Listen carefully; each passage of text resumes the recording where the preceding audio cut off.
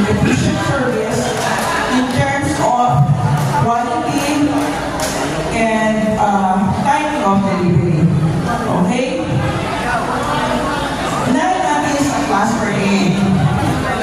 Sa Cluster A, ang first awardee is Gilbert Sapini. Video ba yan? Wow! Sa Cluster B naman, si Raymond Amulin. Raymond, where are you?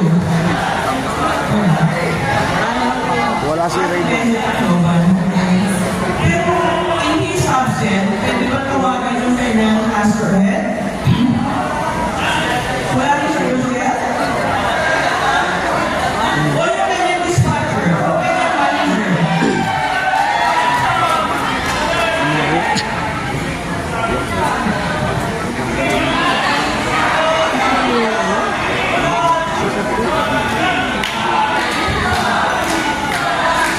Sa Cluster C naman, we have L'Oreal Camondong.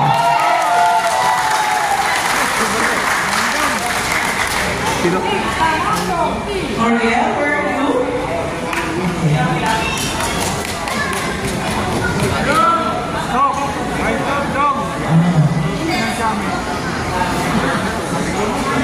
On the overall, Camondong has the most number of units delivered to client. He was able to deliver 4,472 cars. Okay.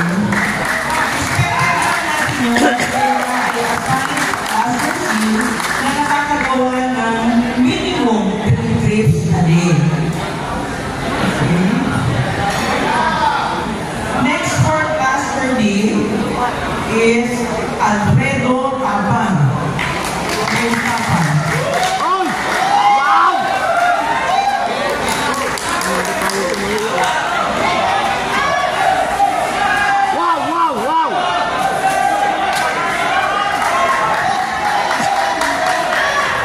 Paborito eh. Sa Cebu naman, the committee chose Bernabe Oresteta. Ay, Bernabe. Today, ito ang tumanggap nito.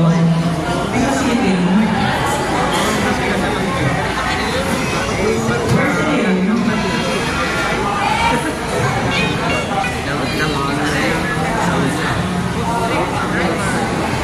Next for another business site, we have Stella Johnson for Anbinaran site. Nasaan si Miss Elaine? Miss Elaine!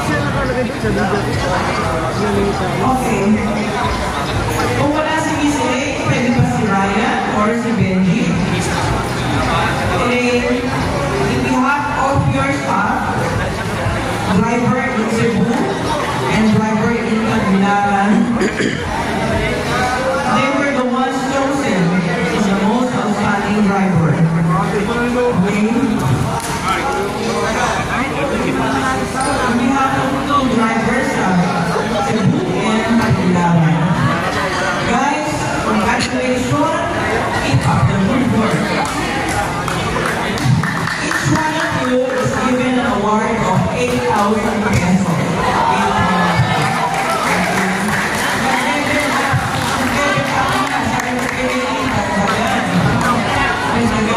Last week, 5,000. So, 8,000. So, guys, thank you. And keep up the good work. Sino gusto magsalita?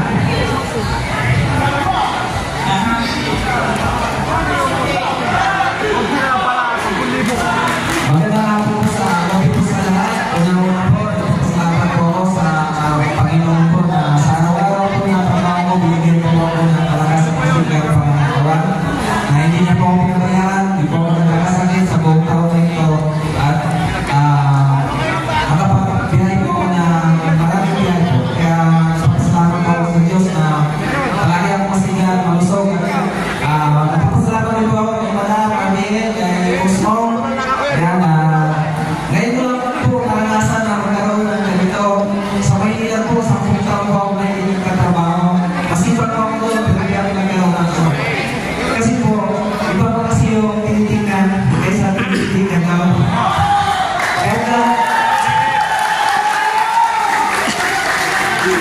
Salamat.